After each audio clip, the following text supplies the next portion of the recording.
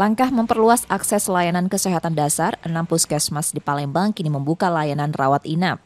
Puskesmas Sukarami menjadi salah satu yang mulai beroperasi penuh sejak awal November 2025, melayani warga selama 24 jam. Tenaga kesehatan mulai dari dokter hingga petugas rawat inap dijadwalkan dalam 3 shift agar pelayanan tetap berjalan tanpa hambatan. Fasilitas pendukung juga hampir lengkap dengan 7 tempat tidur dan perlengkapan persalinan yang sudah tersedia.